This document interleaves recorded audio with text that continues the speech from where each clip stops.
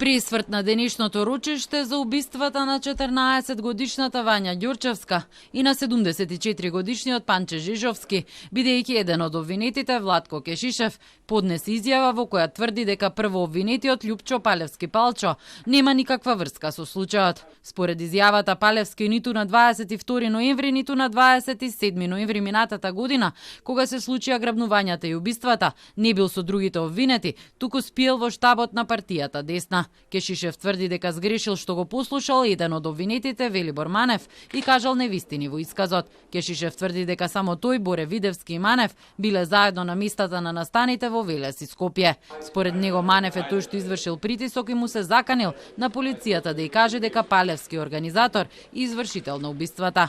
Изјавата рачно напишана Кешишев во понеделникот до судот ја поднел без знаење на неговиот адвокат. Истот има напишано некоја изјава, меѓутоа не би сакал да ја коментирам содржината, имајќи предвид дека ниту знам дали ракописот е негов, дали подписот е негов, дали истот своеволно има пишувано, или можеби не сакам да помислам дека некоја присилба или закана имало за таква изјава. По однос на содржината ќе разговарам со него, па дополнително ќе ви известам и вас. За адвокатот на Видевски не е логично што Кешишев ја сменил својата прва изјава. Мислам дека не е сериозно и не е совесно во ваков предмет еднаш да се изјавува едно, втор пат да се изјавува друго. Значи, ќе има во понатамошниот тек од постапката, ќе има соочување помеѓу сите нив.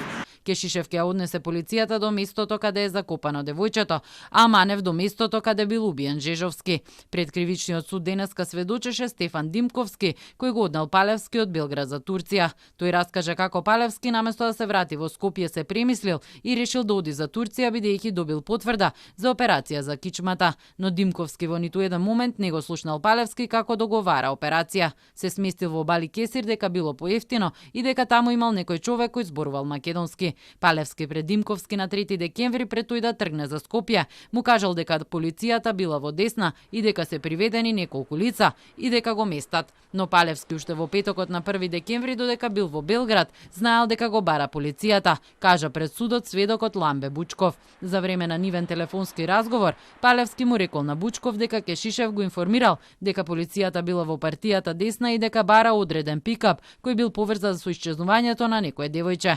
Инаку Бучков сведочеше дека Палевски немал пари и негов имотен пријател му дал 15.000 евра како аванс за бизнис делка. Инаку Бучков, кој порано работел во МВР, сведочеше и дека знаел дека Палевски поседува неколку пиштоли, бидејќи бил љубител на оружје. Сведочеше и Ерол Османи кај кого Палевски ден по грабнувањето на Ѓурчевска на 28 ноември минатата година бил кај него дома да поправи котел за грејење. Палевски дошол со пикап на кој му била удрена вратата кај возачот. Палевски притоа не му кажал дека планира да отпатува некаде. Судењето продолжува на 25 ноември.